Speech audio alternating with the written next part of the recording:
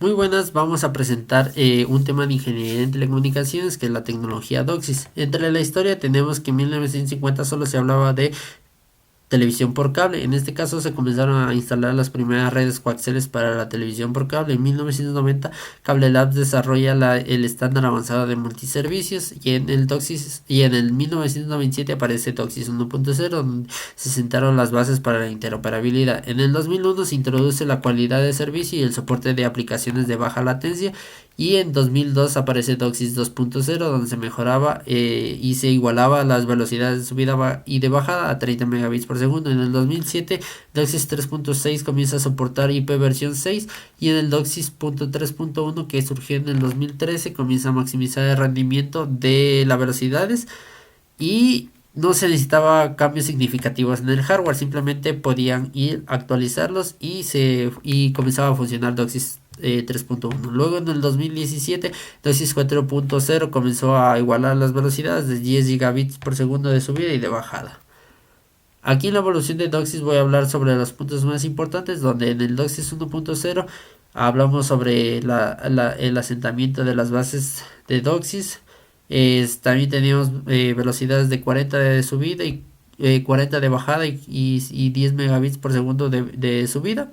Hablamos sobre el cable modem y los sistemas de terminación de cable modem y también teníamos que se utilizaba la comunicación mediante un acceso múltiple de división de tiempo.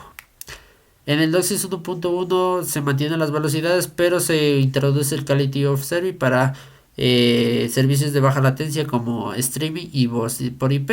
En este caso tenía una tasa fija de 50 paquetes por segundo y se establecía un límite de tiempo de 20 milisegundos para demoras o pérdidas de paquete para así tener una conversación fluida. En el DOCSIS 2.0 pues se aumenta la velocidad de subida teniendo así simetría de hasta 30 megabits por segundo de ambos lados y se implementa algunos tipos de filtros y eliminación de ruidos en los nuevos chips que se implementaban con DOCSIS 2.0.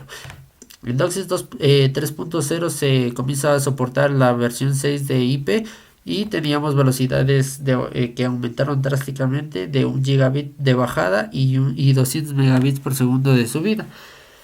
En DOCSIS 3.1 pues hablamos sobre una modulación 1024 QAM y también se podía actualizar hasta 4096. Se introdujo la tecnología OFDM y OFDMA y ya hablábamos de velocidades de 10 gigabits de bajada y 1 gigabit de subida. También tenemos en DOCSIS 4.0 10 gigabits de bajada y de subida, teniendo así la simetría, y esto era debido a que la demanda comenzó a aumentar en la transmisión de datos.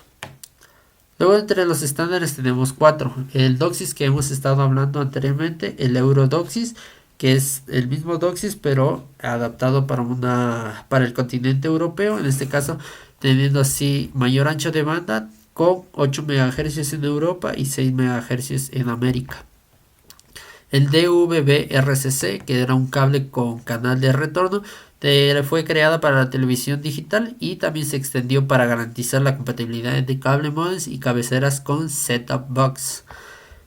Open Cable es el cuarto estándar que en este caso fue definido por la industria de la televisión, donde combinaba especificaciones de video digital MPEG-2 y aplicaciones básicas de bajo consumo de ancho de banda de DVB y aplicaciones IP de alto consumo de banda de ancho de banda de DOCSIS. Luego entre las aplicaciones tenemos que son muy comunes el video bajo demanda, el pago por visión, los videojuegos interactivos, la videoconferencia, la televisión interactiva, la telemetría, la telefonía, los servicios de internet y la transferencia de datos.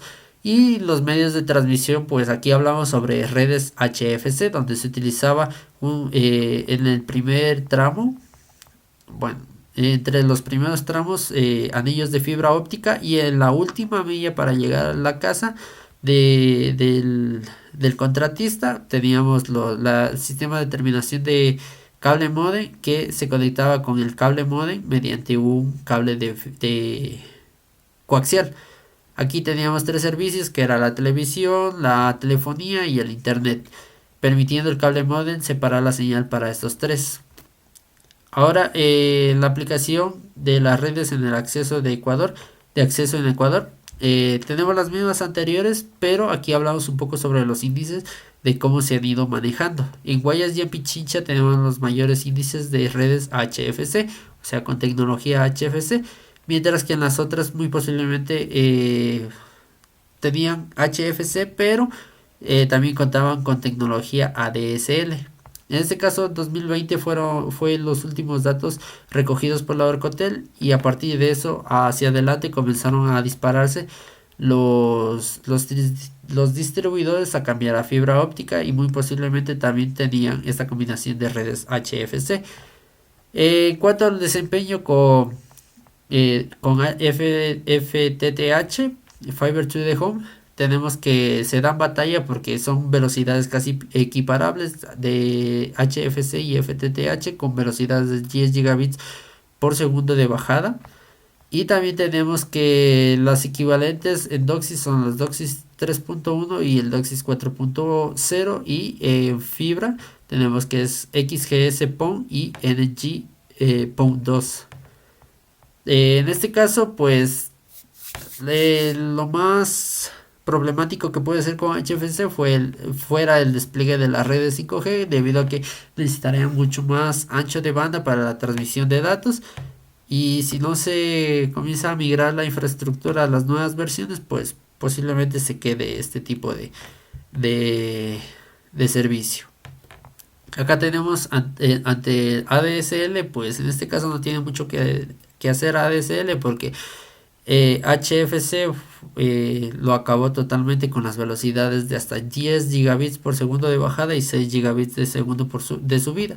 ADSL lo máximo que logró dar fue 100 megabits por segundo de bajada y 30 megabits por segundo de subida. En este caso no está mal porque hay ciertos sectores donde todavía no llega la fibra óptica y se implementa todavía este tipo de sistemas. Por ende, fuera mucho mejor utilizar las nuevas versiones de ADSL para implementarlos en este tipo de sectores. Conclusiones, aquí vamos a hablar de las más importantes en la que la evolución de DOCSIS desde 1997 hasta DOCSIS 4.0 hemos visto que ha sido un gran cambio en cuanto a velocidades y eficiencia al momento de transmitir los datos.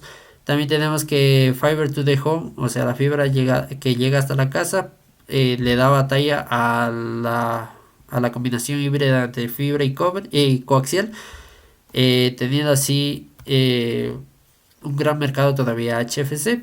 También tenemos que la necesidad de velocidades más altas se ha vuelto esencial para satisfacer las demandas de los consumidores modernos, por los que los ISP tienen que comenzar a migrar a nuevas versiones de DOCSIS. Y esta es la recomendación, la primera recomendación donde hablamos de que en el mundo de los ISP pues tienen que migrar a DOCSIS 3.1 y 4.0 para comenzar a dar mejores servicios.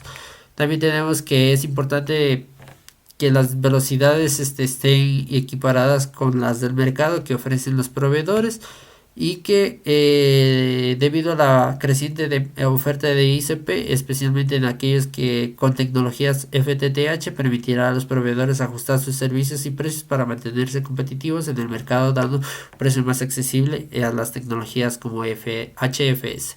Estas son las bibliografías donde me basé y esto ha sido todo. Muchas gracias.